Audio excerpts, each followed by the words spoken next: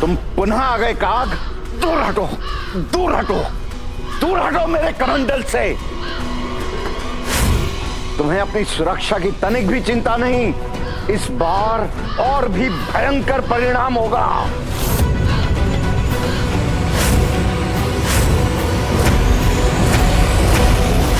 दूर हटो, दूर दूर हटो।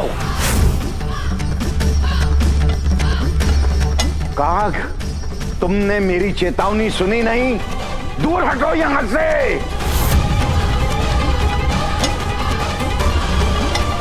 हटो, हटो। मेरे कमंडल को स्पर्श भी किया तो उसका भयंकर दुष्परिणाम भुगतोगे तुम। हटो यहां से, जाओ। मेरा कमंडल।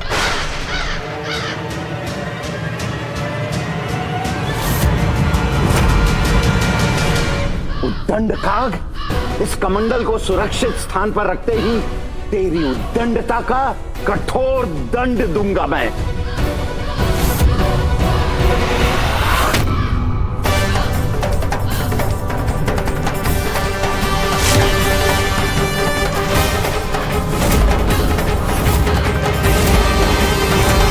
मेरे कमंडल पर स्थित होने का दुस्साहस कैसे किया तुमने?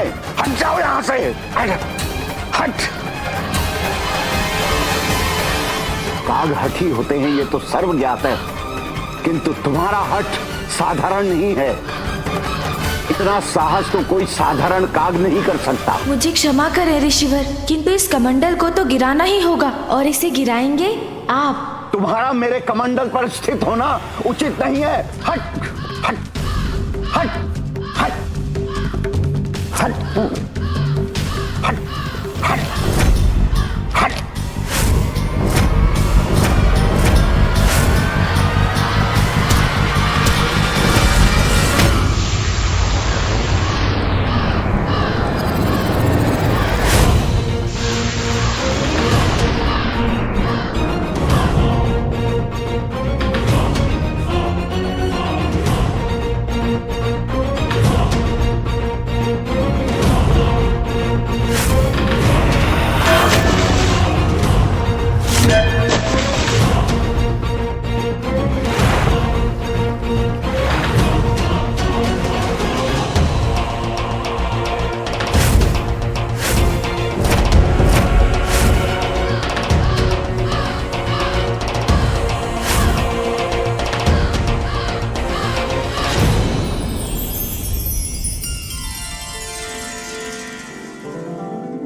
माता, आप कमंडल से बाहर आइए।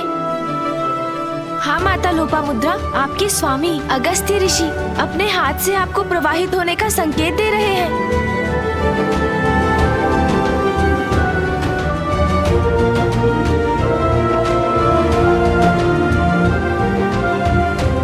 आप अपने जल को प्रवाहित कीजिए माता।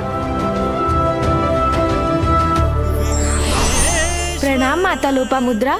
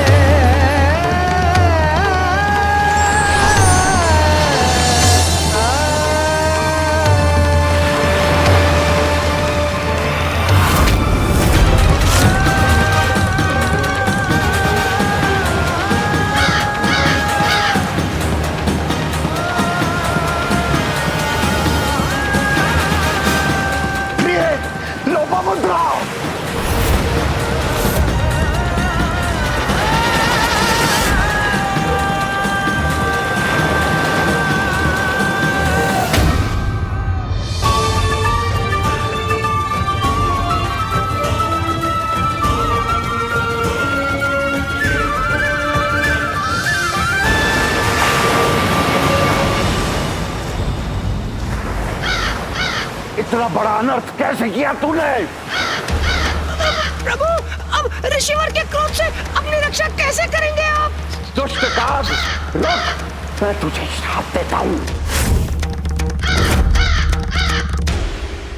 ऋषिवर का क्रोध अपने चरम पर पहुंच चुका है।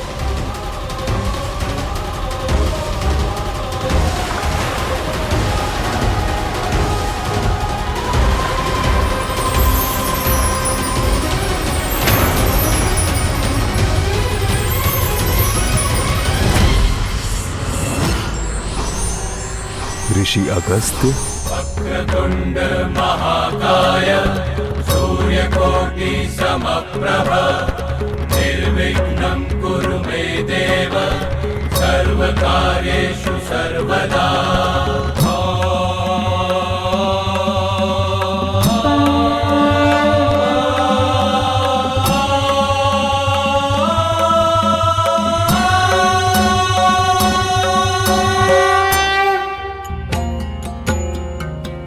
प्रणाम प्रभु महागणपति, प्रणाम प्रथम पूज्य गणेश। मेरी ही प्रेरणा से जग कल्याण हेतु गणेश ने आपके कमंडल में बाधित नदी को मुक्त कराकर उन्हें प्रवाहित किया। प्रभु, मोहवश कितनी बड़ी भूल कर बैठा मैं। जन कल्याण में बाधित बन बैठा, नियति को बाधित किया मैंने, और ये भी ना समझ सका कि काग रूप धारण कर प्रथम पूज्य गणेश स्वयं मुझे उचित कर्म करने का संकेत दे रहे हैं। मुझे क्षमा कर दीजिए प्रभु, मुझे क्षमा कर दीजिए, क्षमा कीजिए महागणपति, क्षमा करें प्रभु। मैं बहुत लज्जित हूं प्रभु, बहुत लज्जित हूं, मुझे क्षमा कर दीजिए। एक ऋषि, एक तपस्वी होकर आसक्तिवश मैं अपने को मुक्त नहीं कर सका। सदा जन कल्याण मेरा उद्देश्य रहा, किंतु आसक्तिवश मैं ही उसमें बाधा बन गया। सबको सुख पहुंचाने वाली, धरती को जल से सींचने वाली नदी को मैंने रोक रखा। बहुत बड़ी भूल हो गई मुझसे प्रभु, बहुत बड़ी भूल हो गई। मुझे क्षमा कर दीजिए, मुझे क्षमा कर दीजिए प्रभु, मुझे क्षमा कर दीजिए, मुझे क्षमा करे परम पूज्य गणेश जी।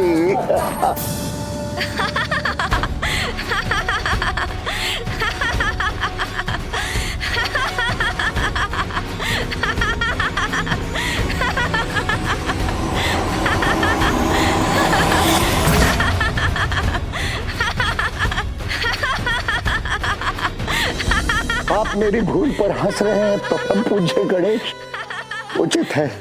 कदाचित ऐसी भूल का यही उचित परिणाम है। ऋषिवर, आप अभी ये जो कर रहे हैं उसे देखकर मुझे उस समय का स्मरण हो आया जब मामा श्री हरिनारायण ने मेरे समक्ष उठक बैठक कर मुझे हंसाया था। इसलिए मैं ये विधान करता हूँ, आज से जो भी मेरे समक्ष ये दोनों क्रियाएं करेगा, मैं उसकी सभी धर्मोचित मनोकामनाएं यथाशीघ्र पूर्ण करूंगा।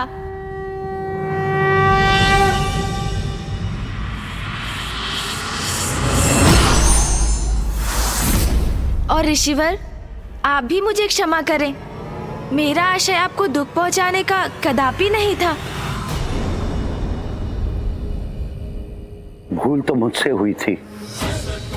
मेरे द्वारा सागर जलपान से ही यहाँ सूखा पड़ा था। उसी सूखे की समाप्ति के लिए नदी प्रवाहित करना चाहता था, किंतु पत्नी प्रेम वश में उसमें स्वयं बाधा बना। ये भी भूल गया कि लोपामुद्रा का जन्म दक्षिण के अकाल को समाप्त करने के लिए ही हुआ था।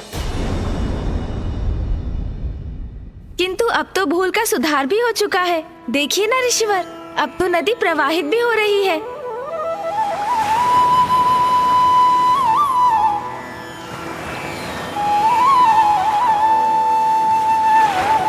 इतना पावन जल, इतना स्वच्छंद बहाव, धन्य है, धन्य है।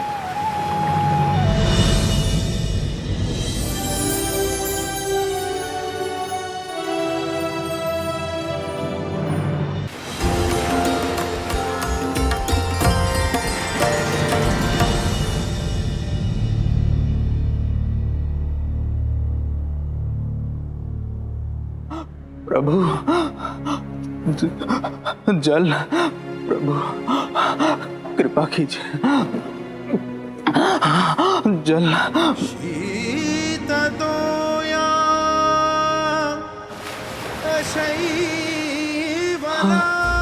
ये मेरा भ्रम है या वास्तव में जलधारा की ध्वनि?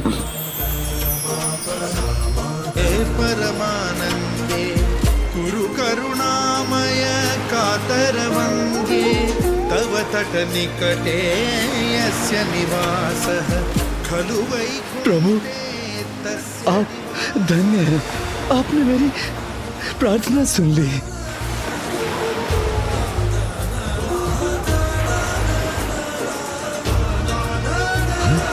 हाँ,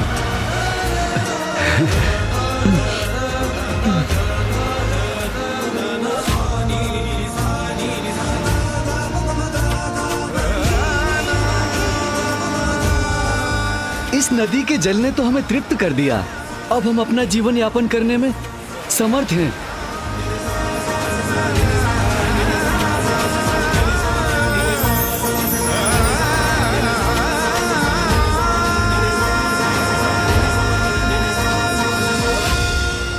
जल से परिपूर्ण हो गया हमारा जीवन। अब कोई कमी नहीं है हमारे जीवन में। इस जलधारा ने तो हमारा जीवन ही सुखमय बना दिया। जल क्रीड़ा में बहुत आनंद आ रहा है।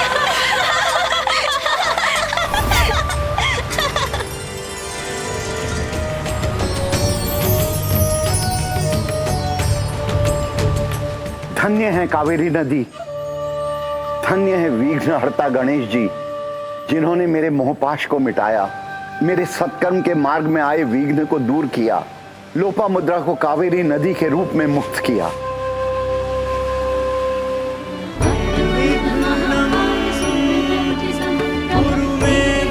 माँ लोपामुद्रा का कावेरी नदी के रूप में प्रवाहित होने से मेरा कार्य संपन्न हुआ। अब दक्षिण में कभी जल का अभाव नहीं रहेगा। देखा स्वामी, जो कोई नहीं करना चाहता था, जो कोई नहीं कर सकता था, वो हमारे पुत्र गणेश ने कर दिखाया। घटनाओं के इस क्रम ने मुझे महादेव के समक्ष अपनी चिंता व्यक्त करने का अवसर नहीं दिया, किंतु अब सभी के यहाँ से प्रस्थान के बाद मैं उन्हें अपनी दुश्चिंता के विषय में बताऊंगा। कदाचित अभी उसमें विलंब नहीं हुआ है।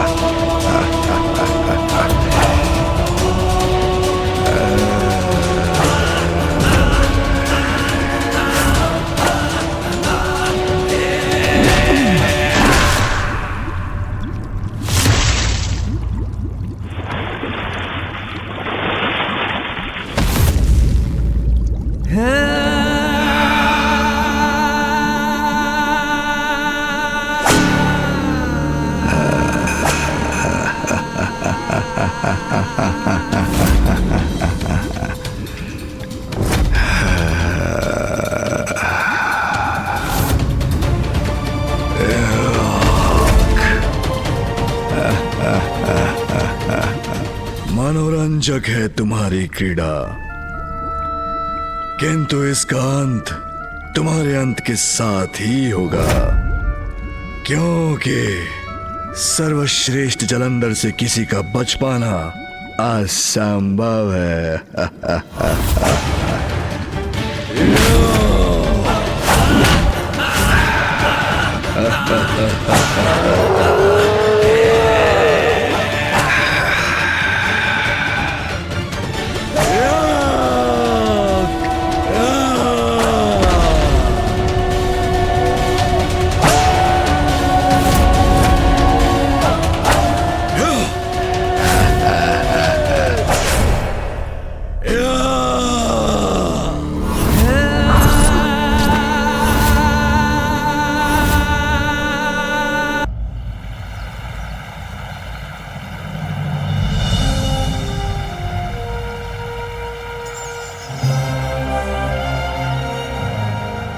ऋषिवर, आपके कमंडल से निकला कावेरी नदी का ये जल सदा क्षेत्र को हरित रखेगा और यहाँ सदा समृद्धि का विस्तार करेगा।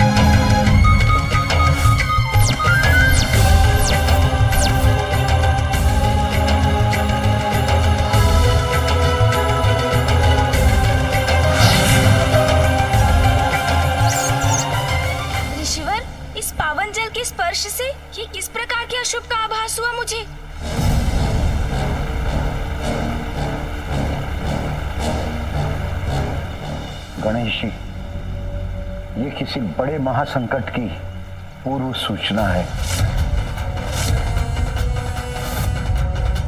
महासंकट तो है। स्वयं जगत पिता महादेव की क्रोधाग्नि ही जगत के लिए संकट उत्पन्न करने वाली है।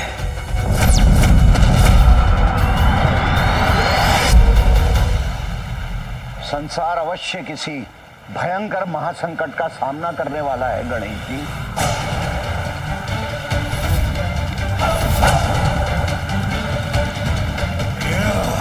कैसा महासंकट ऋषिवर? कृपया मुझे बताइए ऋषिवर, कौन और क्या है इस भावी संकट का कारण?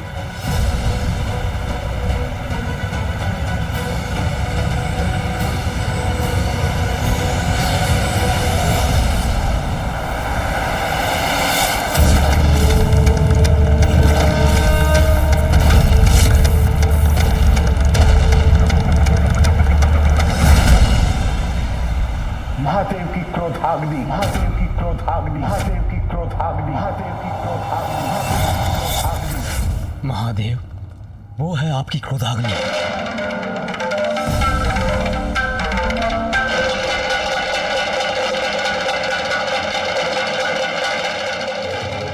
मेरी क्रोधाग्नि?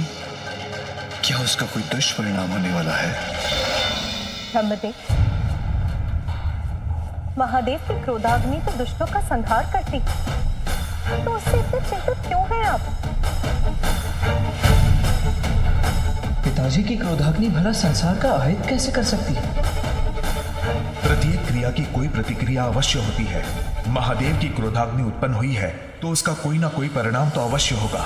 महादेव का क्रोध तो मेरी श्रेष्ठता के अहंकार के कारण हुआ था। एक अघोरी के लिए देवराज अपना मार्ग परिवर्तन कर ले, ये उचित नहीं है। देवराज जब अपने मार्ग पर अग्रसर होता है तो अन्य को अपने मार्ग से हटना पड़ता है।